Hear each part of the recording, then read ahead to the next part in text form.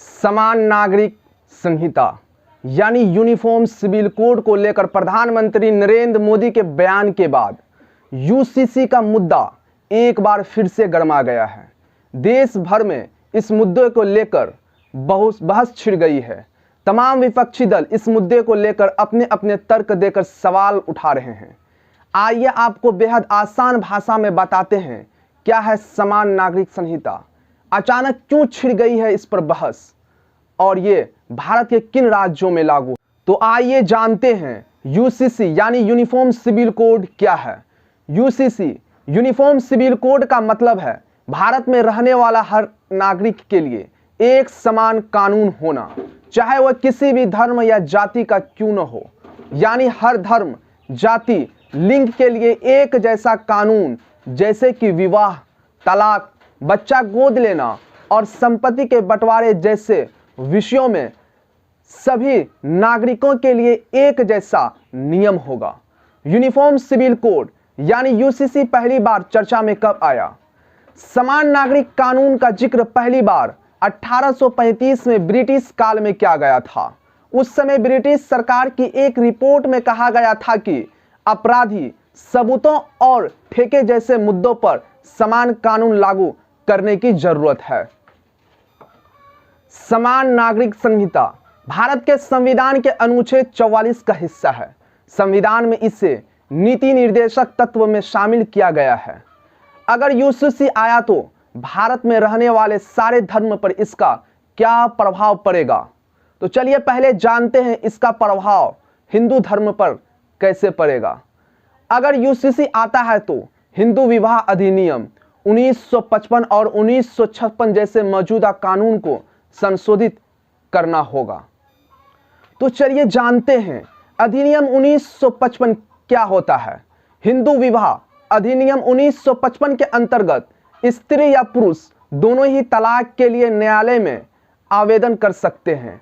यह उन अधिनियम हिंदुओं में आवेदन कर सकते हैं। यह अधिनियम हिंदू, सिखों, बौद्ध धर्म मानने वालों और उन सब व्यक्तियों पर लागू होता है जो कि मुस्लिम, पारसी, ईसाई या यहूदी न हो। और वही 156 के अंतर्गत बताया गया है कि जब किसी हिंदू व्यक्ति की मृत्यु बिना वसीयत बनाए हो जाती है तो उसकी संपत्ति उनके उत्तराधिकारी, परिजनों या संबंधियों में कानूनी रूप से किसी तरह बांटी जाएगी। लेकिन अगर यूसीसी आता है तो यह सब खत्म हो जाएगा। यूसीसी का मुस्लिम धर्म पर क्या प्रभाव पड़ेगा? मुस्लिम पर्सनल लॉ यानी शरीयत एप्लीकेशन एक्ट 1937 में कहा गया है कि शरीयत या इस्लामी कानून के तहत शादी, तलाक और भरण पोषण लागू होगा। लेकिन अगर यूसीसी आता है तो शरीयत कानून के तहत यह विवाह की न्यूनतम उम्र बदल जाएगी और बहु विवाह यानी एक व्यक्ति एक से अधिक ज्यादा शादी करता है वो सब प्रथाएं खत्म हो जाएगी। यूसीसी का सिख धर्म पर क्या प्रभाव पड़ेगा? सिख की शादी संबंधित कानून 1909 के आनंद विवाह अधिनियम के अंतर्गत आते हैं। हालांकि इसमें तलाक का कोई प्रावधान नहीं है। ऐसे में तलाक के लिए उन पर हिंदू विवाह अधिनियम लागू होता है। लेकिन अगर यूसीसी आता है तो एक समान कानून सभी समुदाय पर लागू होने की संभावना है। ऐसे में आनंद विवाह अधिनियम भी खत्म हो सकता है। पारसी धर्म पर यूसीसी का क्या असर पड़ेगा?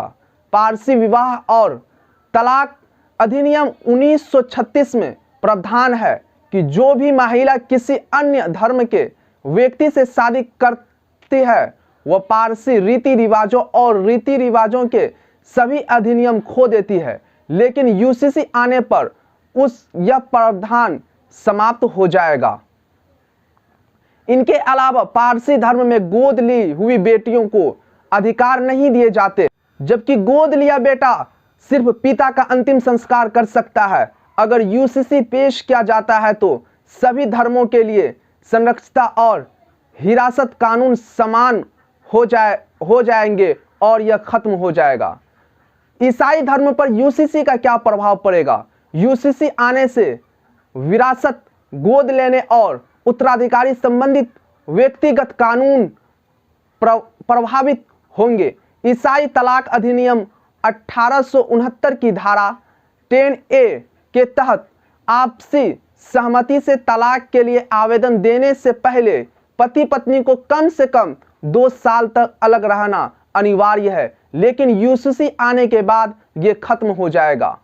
इतना ही नहीं, 1925 का उत्तराधिकारी अधिनियम ईसाई माताओं को उनके मृत बच्चे की संपत्ति में कोई अधिकार नहीं देता है। ऐसी सारी संपत्ति पिता के विरासत में मिलती है। यूसीसी आने पर यह भी प्रावधान भी खत्म हो जाएगा। अगर यूसीसी आता है तो आदिवासी पर क्या प्रभाव पड़ेगा? आदिवासी समाज परंपराओं, प्रथाओं के आधार पर चलता है। ऐसे में यूसीसी आने से उनके सभी प्रथागत कानून खत्म हो जाएंगे। CNT यानी कि Chota Nagpur tenancy act, Santhal Pargana tenancy act, SPT act, PESA act के तहत आदिवासियों को झारखंड में जमीन के लेकर विशेष अधिकार हैं। यूसीसी को लागू होने से ये अधिकार खत्म हो जाएंगे। भारतीय संविधान में गोवा को विशेष राज्य का दर्जा मिला हुआ है। साथ ही संसद ने कानून बनाकर गोवा को पुर्तगाली सिविल कोड लागू करने का अधिकार दिया था। यह सिविल कोड आज भी गोवा में लागू है। इसको गोवा सिविल कोड के नाम से भी जाना जाता है। गोवा में हिंदू, मुस्लिम और ईसाई समेत सभी धर्म और जातियों के लिए एक फैमिली लॉ है, यानी शादी, तलाक और उत्तराधिकारी के कानूनी हिंदू, मुस्लिम और ईसाई सभी के लिए एक समान है। गोवा में किसी मुस्लिम को 3 बार बोलकर अपनी पत्नी को तलाक देने का हक नहीं है। इसके अलावा शादी तभी कानूनी तौर पर मान्य होगी जब उसका रजिस्ट्रेशन करवाया जाएगा। अगर गोवा में एक बार शादी का रजिस्ट्रेशन हो जाता है तो तलाक सिर्फ कोर्ट से ही मिलती है। गोवा में संपत्ति पर पति और पत्नी का समान अधिकार है। हिंदू, मुस्लिम और ईसाई के लिए अलग अलग कानून नहीं है। गोवा को छोड़कर देश के बाकी हिस्सों में हिंदू, मुस्लिम और ईसाई धर्म के लिए अलग अलग नियम है। गोवा में भी नियम है कि पेरेंट्स को अपनी कम से कम आधी संपत्ति का मालिक अपने बच्चों को बनाना होगा, जिसमें बेटियां भी शामिल है। गोवा में मुसलमानों को 4 शादी करने का अधिकार नहीं है, लेकिन हिंदू पुरुष को 2 शादी करने की छूट है। हालांकि इसके लिए कुछ कानून प्रावधान भी है। अगर हिंदू शख्स की पत्नी 21 साल की उम्र तक बच्चे पैदा नहीं कर पाती है या 30 साल की उम्र तक लड़का पैदा नहीं करती है तो उसका पति दूसरी शादी कर सकता है।